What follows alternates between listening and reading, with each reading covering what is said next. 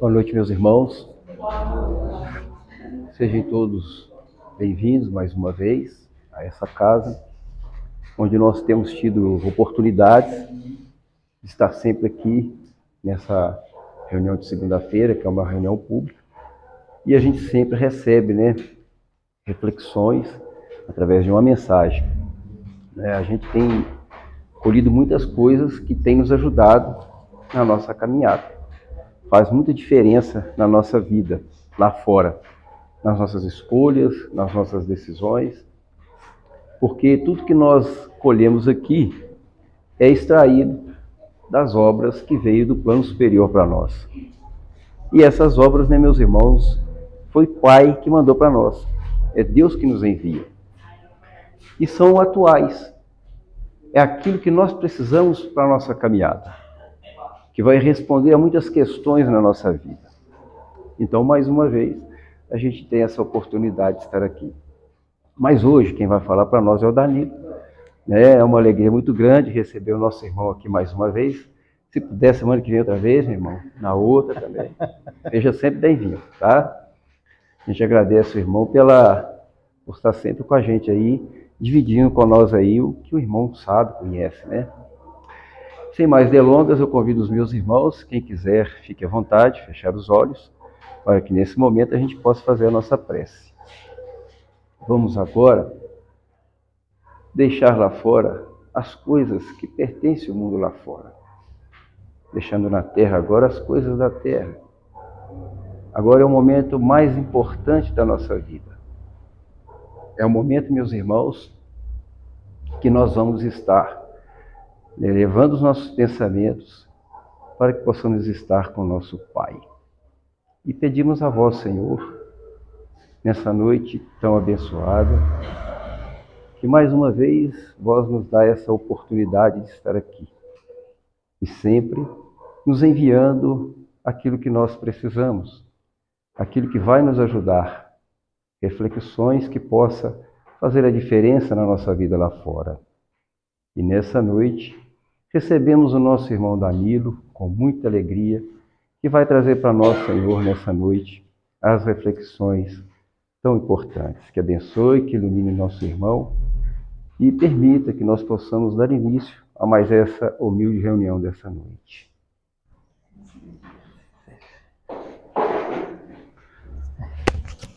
Obrigado, Joana. Nós que agradecemos. Boa noite. Sejam bem-vindos a essa casa espírita que nos acolhe. E o primeiro recado da noite é calma. O Ângelo estava brincando, né, de ser eu toda semana. Sabe por quê? Porque Deus é bom. Então não desistam, né? Quem vem a casa outras vezes sabe que é muito melhor do que vocês vão ter essa noite. E quem está vindo a primeira vez, fica tranquilo que melhora, tá? Então, muito obrigado pelo carinho do convite mais uma vez, Cida. Dessa vez eu fiz uma atrapalhada com a agenda da Cida, porque a gente estava marcado na semana que vem e eu acabei adiantando a minha vinda a Dores de Campos, mas a Cida gentilmente conseguiu manejar para que eu estivesse aqui com vocês, e vocês sabem que eu faço isso com muito carinho, com muito prazer. Aliás, eu não me canso de dizer, né, o prazer que eu tenho de muitas vezes representar, através, obviamente, do meu trabalho na Marluvas, mas representar a cidade de Dores de Campos em outras ocasiões, levando o nome dessa cidade que nos acolheu a mim e a minha família por tanto tempo, né, e levar o nome dessa cidade a tantas partes do Brasil e do mundo, né, nessa última semana. A Marluvas, né, ela foi reconhecida como a marca mais lembrada do segmento de proteção individual como um todo, né, à frente de toda e qualquer marca. E ali, diante de algumas manifestações ali na internet, eu falei, gente, é Dores de Campos, né, sendo levado pelo mundo, porque eu me orgulho muito de dizer, né, que é do interior de Minas Gerais para todo mundo. Então, eu faço isso com muito carinho, com muita gratidão a vocês. Então, Antes de iniciarmos, eu rogo, como sempre, ao Mestre amantíssimo Jesus, o Mestre de nossas vidas, que mesmo em meio às minhas tantas imperfeições, possa, ainda assim, fluir a mensagem límpida do Evangelho de Jesus sob a ótica da doutrina espírita.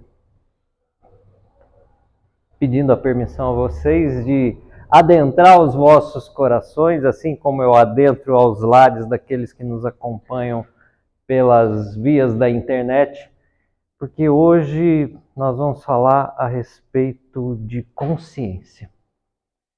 Nas minhas duas últimas vindas a Dores de Campos, nós falamos das causas anteriores das aflições, nós falávamos das causas atuais das aflições, as anteriores, aquelas que nós nos embaraçamos em algumas outras existências e, obviamente, nós temos compromissos a quitar nessa existência. E outras vezes, diante da própria existência da nossa jornada e por misericórdia divina, quando a gente se atrapalha, ali mesmo, no caminho, a gente começa a se ajustar.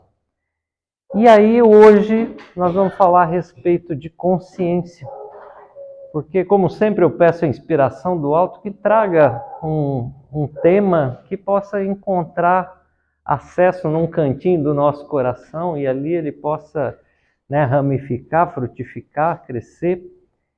E diante de uma pergunta quase que afirmativa que eu recebi no final de semana, eu fiquei pensativo enquanto eu vinha para cá. Eu falei, poxa, a gente tem que falar a respeito da nossa consciência. Porque alguém me perguntou o seguinte, falou, Danilo, nós estamos praticamente no mesmo ponto em que estava Capela. Para quem não conhece a história, eu vou trazer rapidamente um resumo.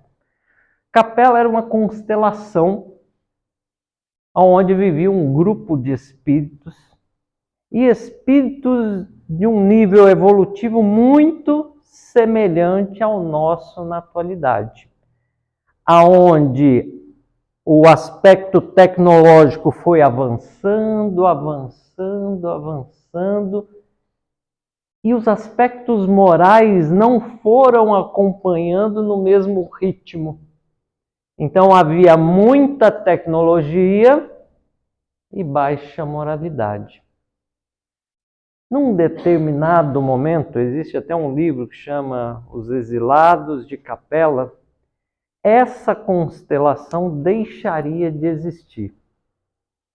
E esses espíritos que ali habitavam Capela, eles teriam os seus destinos direcionados de acordo com o padrão evolutivo de cada um deles.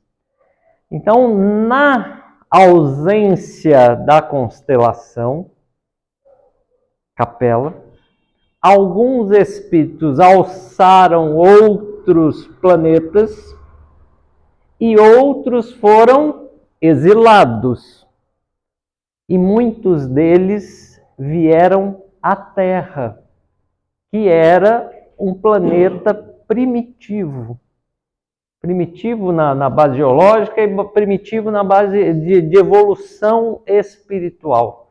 Os seres que aqui viviam, naquela ocasião, ainda eram muito pouco adiantados intelectualmente e moralmente. Aí a gente percebe o tamanho da misericórdia divina. Apesar daqueles espíritos que seriam exilados da constelação de Capela serem muito atrasados moralmente, eles viriam à Terra como missionários para auxiliar na evolução do planeta. E aí eles deixam Capela, e agora vamos começar a colocar a gente no mesmo bolo aqui para a gente sentir o drama, né? Imagina que nós somos os habitantes de Capela. Temos aí internet banda larga, né? Redes sociais, tudo, né? Inteligência artificial. E, de repente, o nosso aspecto moral não está acompanhando tanto. A tecnologia está crescendo exponencialmente, a nossa moral ali meio devagar. E aí surge uma necessidade do adiantamento de um planeta primitivo, ou seja, a gente vai voltar, nós vamos voltar lá ao tempo das cavernas. Ou seja, vamos ter que aprender a fazer fogo com 2 pedaços de pedra, né? 2 toquinhos de pau, né? E aí não adianta, tipo assim, eu não sei como é que faz isso aqui, não tem jeito de consultar lá no YouTube, né? Um tutorial para como fazer fogo, né? Gente, é na raça. Só que aquilo, a gente tem dentro da gente os nossos arquivos mentais, então a gente, né, tem as nossas reminiscências, os nossos resquícios, e a gente vai tendo as intuições para que a gente recorde. Então, esses são os exilados de Capela, vêm à Terra com o objetivo de alavancar a evolução. Por isso que quando a gente olha na história mais recuada, a gente enxerga civilizações muito adiantadas para aquela época.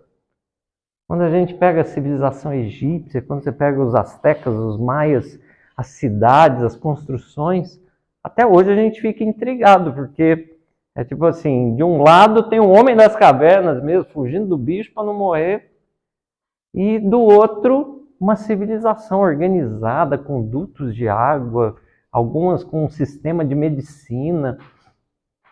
Enfim, a gente enxerga nitidamente esse entrelaçar de civilizações, que a gente vai enxergar nesse livro, chamado Exilados de Capela, e tem um outro que é do Espírito Emmanuel, pela psicografia do Chico. Ele não trata especificamente de Capela, mas ele fala muito a respeito dessas transições, que é o A Caminho da Luz. 2 livros excelentes. O Caminho da Luz, eu sou apaixonado por ele. E ali vem falando, aí a gente começa a enxergar esse movimento nos detalhes. Que fala-se muito do paraíso perdido. Fala-se muito, ainda hoje, inclusive, do povo escolhido. E quem foi o povo escolhido? Porque essa migração de Capela para a Terra, gente, isso foi coordenado pelo Cristo. E na palestra, né, dessa organização, eles são chamados, vocês foram escolhidos para irem à Terra para auxiliar. Ou seja, de novo, a misericórdia divina. Com todo respeito aos capelinos, mas essa turma era a pior. Eram os piores espíritos que habitavam Capela naquele momento. E tinham a possibilidade de vir à Terra e começar um processo de evolução. Era o povo escolhido. Que, se cumprissem com o seu dever, retornariam ao aspecto vibracional da civilização de Capela, que não existia mais o espaço físico, mas esse agrupamento ele continuava existindo em outro orbe. Então, se cumprissem com o dever, eles poderiam acessar novamente, né, esse agrupamento capelino. Então, a ideia do povo escolhido e do paraíso perdido. Ou seja, vou retornar para aqui, porque para eles aquilo era o paraíso, né? Vamos colocar no lugar, né? Isso aqui é o paraíso, né? Agora, vamos lá para a primitividade. Então, existiu todo esse processo, todo esse movimento para a nossa evolução. Muitos dos capelinos que trabalharam no planeta Terra nesse período, de fato, retornaram ao agrupamento de capela.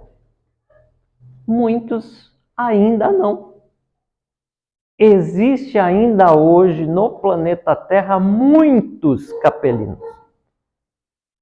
Alguns que foram se vinculando ao planeta e se enraizando de fato, seja por necessidade, seja por amor, e estão hoje muito integrados ao nosso planeta, e outros porque não conseguiram evolução. Muitos porque permaneceram renitentes naquele mesmo e monotônica forma de pensar, de vibrar, de agir. E aí eu pensei essa parte para a gente falar a respeito de consciência. Porque assim, viver no mundo, a gente já sabe que não é algo simples. Senão talvez a gente nem estaria aqui na Casa Espírita numa segunda-feira, uma hora dessa.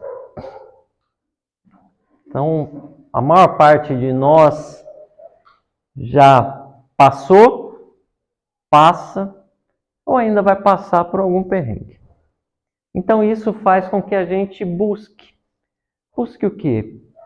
Busque aconchego, busque entendimento, busque entender a dinâmica dessa vida para que a gente passe pelas nossas dificuldades, entenda as dificuldades do passado e se fortaleça de fato.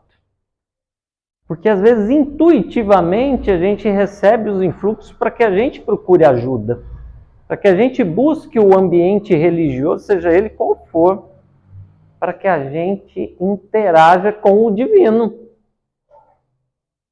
Só que o mundo lá fora, ele é cruel em muitos aspectos. Não é que é ruim, não. Ele é cruel porque aqui é aquela, vamos falar, nossa vibração é mais uniforme. A gente está todo mundo aqui vindo buscar, né, na Casa Espírita, entendimento, estudo. Ou seja, vai ver que está todo mundo, né, prestando atenção, todo mundo quieto. Não tá, quando você vai lá para fora, tem gente concentrada, tem gente berrando, tem gente chorando, tem gente gargalhando. Percebe? É nesse aspecto que eu falo que o mundo é cruel lá fora. Porque você pode chegar e falar, não, eu vou sair daqui do centro, com essa vibração maravilhosa. Aí você cai lá na frente do Dourenço, ali, quando para caminhão para descarregar e tem outro estacionado, né? Aí a tua vibração vai embora, né? Porque você fala, meu Deus do céu, e agora, né? Então o mundo lá fora é isso. Só que a gente está fazendo esse movimento de vir ao ambiente religioso justamente para que a gente colha, se fortaleça, para que a gente não se prenda na vibração da esquina ali, né, da frente do supermercado. Estou usando só de exemplo. Aqui em Dores tem muitos exemplos como aquele, né? Então, a gente vem colher para que a gente tente se equilibrar. Ou seja, tem hora que eu vou ficar nervoso, mas eu tenho que voltar. Não posso, né, me emaranhar naquilo. Né? Ou seja, eu preciso voltar, centrar e seguir adiante. E é esse o movimento que às vezes a gente se perde lá fora. Porque há uma tendência, e a gente já falou disso aqui antes, há uma tendência que a gente volte às nossas origens, né? A nossa raiz. Lembra quando eu falava que a gente ainda é muito afeito a recompensas? Eu vou na religião e aí Deus me ajuda. A dinâmica não é essa. Isso é negócio, isso é compra e venda, né? Eu faço uma coisa, Deus gosta de mim, Deus me trata bem. Aí eu não rezo à noite, Deus fica chateado e me castiga. Gente, não é assim que funciona. Que bom Que bom que não é assim que funciona. Porque imagina se Deus ficasse chateado com a gente de verdade. Aí a gente olha as coisas que a gente fala, nossa, se eu fosse Deus, eu estava perdido. Enfim, a gente não entra, mas por que eu estou falando isso? Porque a gente vem de milênios assim. A gente vem de séculos e séculos, né? Mesmo antes do cristianismo, a gente vem na questão das recompensas. Quando a gente estuda a história, a gente vai ver que grandes civilizações tinham lá os sacrifícios. Ah, vou dar um sacrifício porque Deus vai ser bonzinho com a gente. E aí a gente ficava intercambiando. E aí a doutrina espírita vem mostrar para a gente que é tipo assim, o nosso acerto não é com Deus. Nosso acerto é com a gente mesmo, é com a nossa consciência, é com a contabilidade divina. Deus é o legislador que deixa tudo encaixadinho, as regras. E aí seguir ou não essas regras, cabe a gente. Eu posso querer seguir, eu posso não querer seguir. Ele falou, tá, Danilo, mas o que tem a ver o mundo lá fora? Que eu fiquei curioso, porque eu quero entender o que o mundo lá fora é cruel, que atrapalha a gente.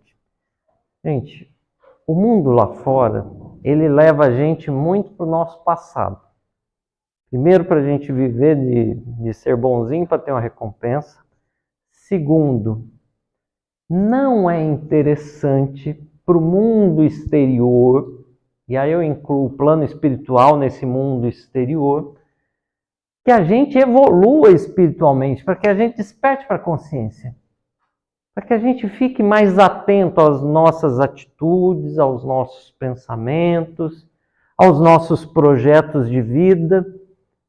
Eu falo, Danilo, mas eu não estou entendendo. Mas os espíritos não querem que eu tenha conhecimento do plano espiritual?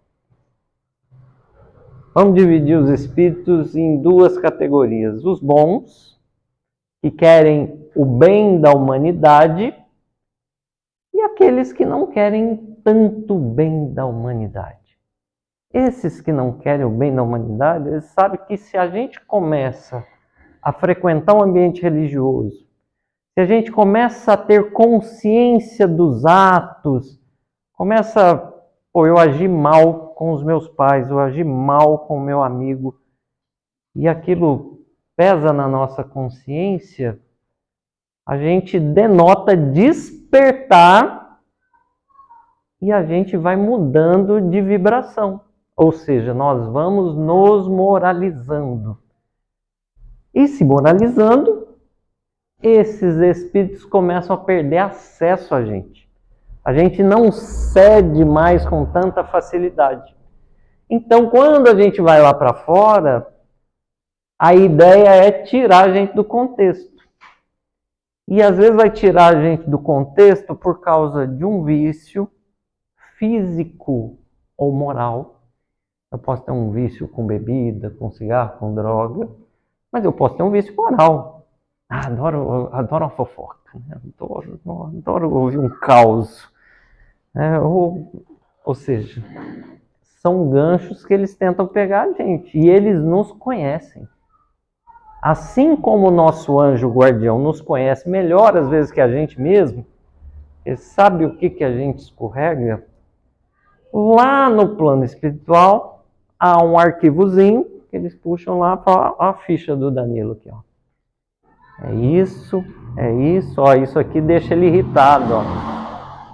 Ó, isso aqui, esse aqui não aguenta um psil por causa disso aqui, ó.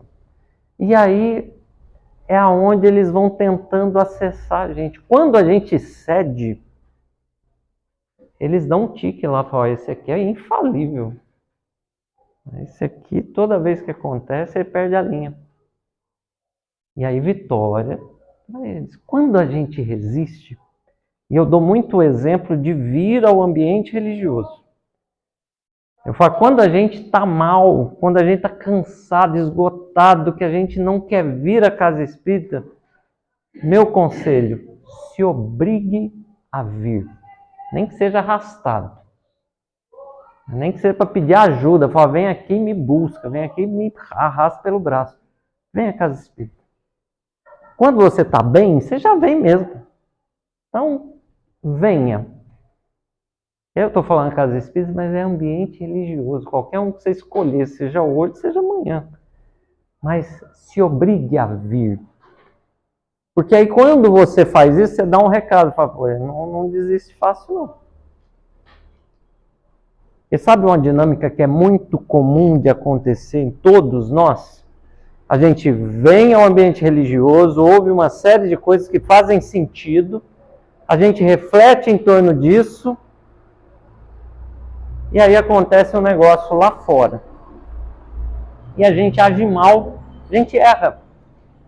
A gente perde o respeito com alguém, a gente fala algo que não deveria. Aí isso dá na gente, como diz no popular, dá um bode. Né? Fala, aí não está adiantando nada eu ficar indo naquele lugar lá ouvindo o Danilo contando história lá. Aí chega aqui eu faço isso. Não vou lá mais não. Poxa, é tudo que o lado ruim do plano espiritual quer. Que a gente desista, que a gente jogue a toalha, fala, não, eu sou assim mesmo, né? Às vezes a gente tem essa mania de falar, não, eu sou bruto assim mesmo, comigo é pau, pedra, pedra, eu falo mesmo. Aí desrespeita as pessoas. E aí vem o pensamento, até mesmo por causa dessa sintonia, eu sou chucro assim mesmo. Aí a sintonia cai, as espíritos falam, isso, para que você vai lá? Sei lá, perde uma hora e pouco lá naquele lugar, para com isso. E aí às vezes a gente cede, e aí ponto para eles, aí eles sabem aonde que pega a gente. Agora quando você chega, você fala, olha, por mais que eu erre, porque nós vamos tropeçar. É natural. Olha que o ideal seria que a gente não tropeçasse, lógico. Gente, é o mundo lá fora, estou falando do mundo lá fora, aqui dentro não.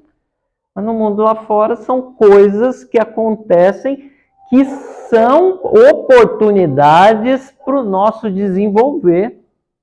São oportunidades para a gente mesmo. Ou seja, isso aqui é uma escola. Eu venho na escola. O que você faz depois que você vai na escola várias vezes? Você faz o quê? Um negócio chama prova, não é? A gente não vai na escola, estuda e faz prova. Gente, é a mesma coisa. A gente está aqui, a gente lê, tem um monte de livro ali, a gente lê na internet, ouve as palestras no podcast ou no YouTube, a gente vem à casa espírita, a gente vai angariando informações. E aí a gente faz prova. E aí a prova às vezes é um teste de paciência. Aí vai, Deus, dai-me paciência, mas a gente não exercita, né? Aí a hora que vem a prova de paciência, a gente apavora, né? A gente esperneia, amaldiçoa a prova, né? Esse cunhado, né? A sogra, coitada da sogra, né? Minha sogra é minha mãe, né? Mas, ou seja, são os momentos que a gente tem para exercitar aquilo que nós estamos recebendo. É fácil? Lógico que não. Se fosse fácil, todo mundo fazia, ninguém estava aqui, né? Mas a gente está aqui porque assim, a gente vai errar na hora da prova de paciência e vai voltar aqui depois, né, para falar, errei, falhei de novo. E aí a gente começa essa caminhada. E por que eu tenho falado muito a respeito disso? Porque lá fora existe um outro movimento que nos impacta muito.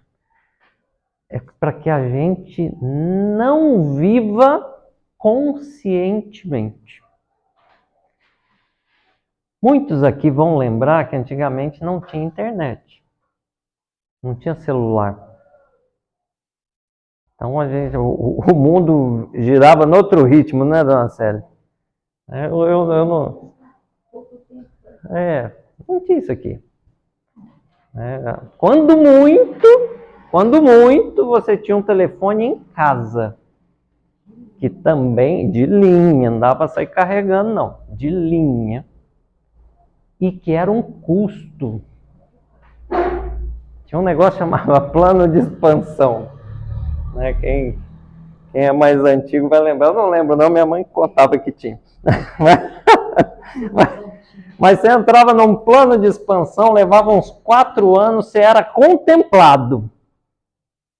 E aí você pagava o preço de um carro para ter um telefone fixo lá, naquela mesinha ali no canto. E para você falar, tinha umas que você punha o telefone aqui e tinha uma cadeirinha, você sentava. Você ficar lá, porque não tinha jeito. Depois veio o telefone sem fio, tudo, mas nada parecido com o celular. Quem lembra disso sabe. 4 anos para você ter o direito de ter. E aí, quando tinha o direito de ter, você tinha que, né, depenar todo o teu patrimônio para ter um telefone fixo. Gente, o mundo rodava num outro ritmo. Aí, tipo assim, preciso falar com fulano.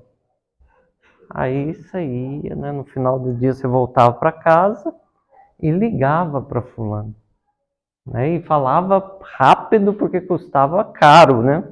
Ligar, principalmente se fosse interurbano, DDD, né? Se fosse DDD, ligar para outra cidade, para outro estado, então é 5 minutinhos, porque senão depois ninguém consegue pagar a conta. Gente, o mundo rodava no outro ritmo. A gente tinha um momento de ócio, né? Você imagina, você ia na fila de um banco, de uma lotérica, você ia na sala de espera do médico, o máximo que tinha era a revista. E aí você tinha o seu momento de parar, pensar na vida, pensar nas coisas, nos seus afazeres. E isso a gente foi perdendo paulatinamente. O telefone que era fixo, surgiu o telefone sem fio, que você podia andar ali no meio da sala, aí você falava. Isso foi se popularizando, ou seja, as telefônicas foram sendo privatizadas, a gente passou a ter acesso mais rápido, o custo barateou muito. Quando todo mundo está podendo ter um telefone fixo, veio o celular. Aí acabou. Acabou teu sossego, né? Aí a hora que você fala, não, agora chegou no ápice. Agora eu tenho um telefone que vai comigo aonde eu for. Aí surgiu a internet. Aí começou com o e-mail, que o e-mail é um jeito moderno de mandar carta, né? Antigamente a gente escrevia, põe no correio, o e-mail você escreve a carta e manda pela internet, vai pelo ar, né? Aí você fala, agora, né? Aí vem o WhatsApp. Vem a mensagem instantânea, porque aí, tipo assim, eu não posso esperar o e-mail, tem que ser a mensagem instantânea. Aí vem as redes sociais. Gente, a gente não tem momento de sossego mais. A gente não para.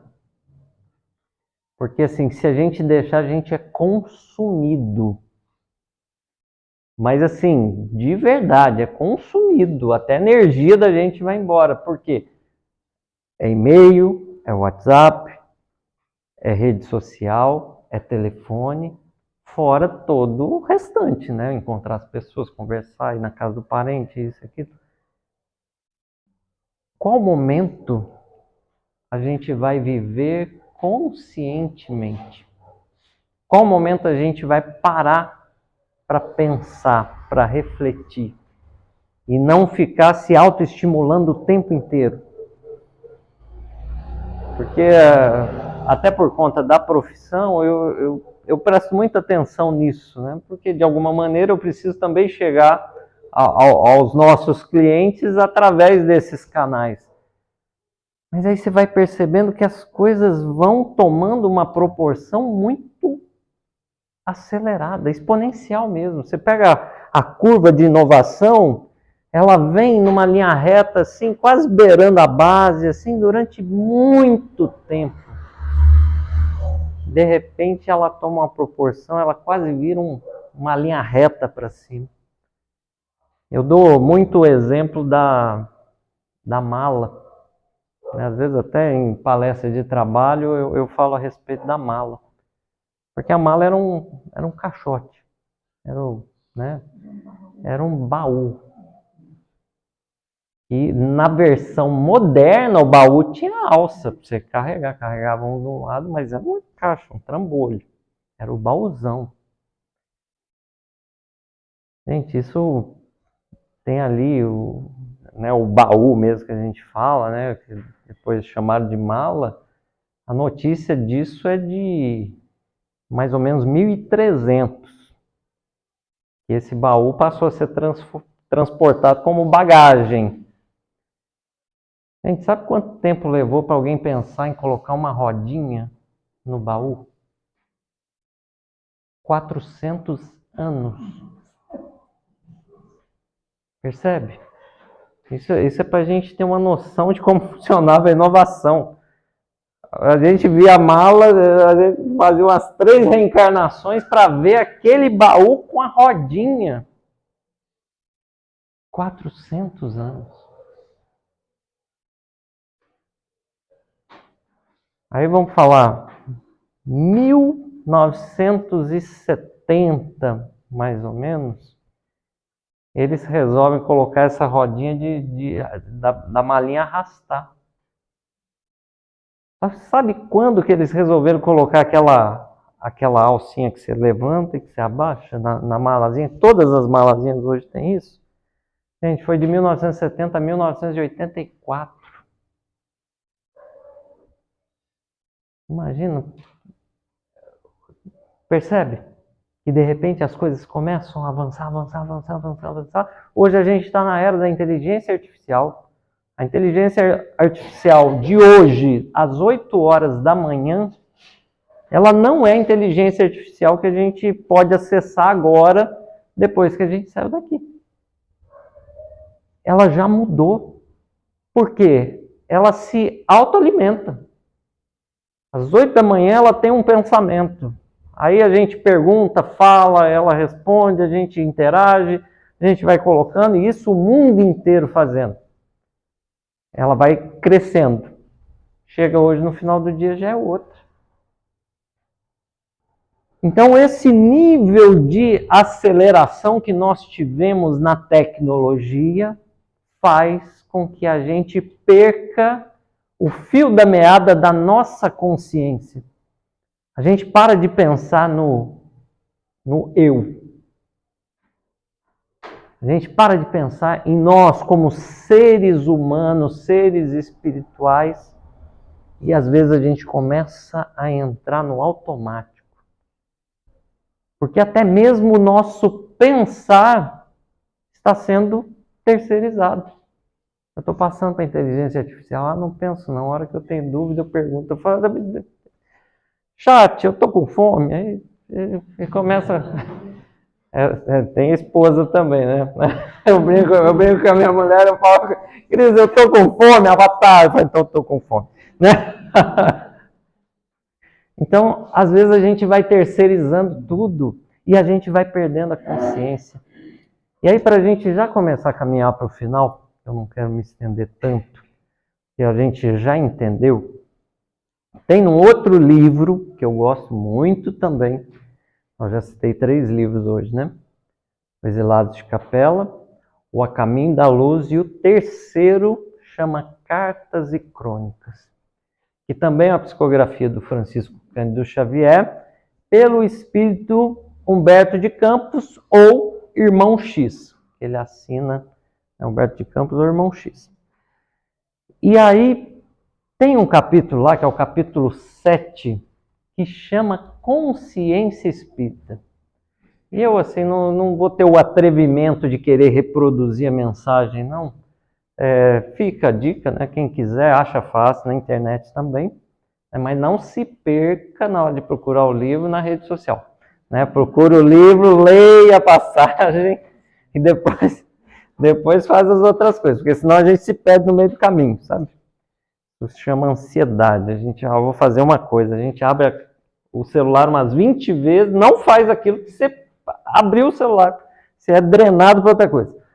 Ali na mensagem do capítulo 7, ele fala que é um diálogo de Humberto de Campos e alguém vai falando para ele, fala, olha, você se admira muito, né, a respeito das autocensuras que existem dentro das psicografias dos confrades espíritas, né? Os espíritas desencarnam e depois mandam mensagens. E aí ele fala muito a respeito dessa autocensura, de falar, eu perdi tempo, eu não fiz o que eu devia ter feito, né? Eu tive todas as oportunidades e não usei. E aí ele conta que Kardec, quando ele estava reunindo os primeiros materiais para fazer o Livro dos Espíritos, ele, numa certa noite, ele foi para o quarto dele bastante impactado com a história de Martim Lutero, que é o reformador, né, vamos falar, um dos fundadores do protestantismo, né, das igrejas evangélicas reformadas. E aí, nessa história, né, Martim Lutero comenta que ele guardava a convicção de ter sido levado para conhecer o paraíso, para conhecer o céu. E aí Allan Kardec fica com aquilo na cabeça e ele vai descansar também. E ele se vê fora do corpo e ainda pensando a respeito dessa viagem astral do Martim Lutero. E Kardec é levado pela espiritualidade a um ambiente nevoento, meio denso, e ele ouvia gritos, gemidos, choros, e ele muito espantado com aquilo, né? Ou seja, ele está pensando no Martim Lutero, que tinha supostamente sido levado a conhecer, né, as benesses do paraíso, e de repente ele está ali, né, vendo choros e ranger de dentes, né? E aí ele, espantado ali, ele pergunta, né, ao companheiro espiritual que estava com ele, ele fala, mas o que é isso? Por um acaso são estes os crucificadores do Cristo? E o Espírito responde e fala, não, os crucificadores do Cristo, muitos deles não tinham a mínima consciência, não sabiam o que estavam fazendo. Não tinham o alcance do tamanho do mal que eles faziam. Então não são eles que estão por aqui. Ele falou, não, então são os antigos imperadores romanos, né, que infligiam muito sofrimento às populações. Ele falou, não, esses não tinham a mínima noção de espiritualização. Também agiam, né, pensando só na materialidade, também não estão por aqui. Ele falou, então são aqueles perseguidores dos cristãos ali nos séculos primitivos, né, que perseguiam, matavam os cristãos, levavam eles para as arenas. E ele pegou e falou, não, essa massa que fazia isso eram praticamente selvagens. Não conheciam absolutamente, apesar de terem a aparência da civilização, eram como que selvagens. Então agiam na total inconsciência. E aí ele lembrou dos grandes conquistadores do passado, Gengis Khan, Átila, Aníbal. Ele pegou e falou, também não são eles. Eles também agiam na inconsciência, porque não conheciam o lado, o discernimento de bem e de mal, agiam meio que no impulso. E aí o Kardec falou, não, então eu desisto, né? Me fala, né? Quem são essas pessoas? E aí o Espírito fala, estes são aqueles espiritualizados, são aqueles que tinham acesso, que tinham estudo, que eram doutrinados, que participavam dos cultos na época da igreja, né? do cristianismo. Eram aqueles que tinham toda a consciência e agiram mal, que não aproveitaram a sua oportunidade, que mesmo tendo conhecimento, que mesmo tendo toda a bagagem, desperdiçaram isso, agiram mal, ou seja, viveram na inconsciência. viveram no automatismo. Por isso que, assim, os nossos momentos de leitura, de prece, de assistir às palestras, ele tem que ser um momento de descanso para o corpo e para a alma, sim, mas ele tem que ser um momento de retenção de bagagem. Ele tem que ser um momento em que a gente está colocando dentro da gente as nossas possibilidades de agir no bem. E uma coisa que eu sempre falo, isso não significa que a gente precise ter uma grande missão. Vou sair daqui, eu vou fazer uma grande obra. Isso pode acontecer com qualquer um de nós. Mas o principal é que a gente consiga honrar nas pequenas coisas.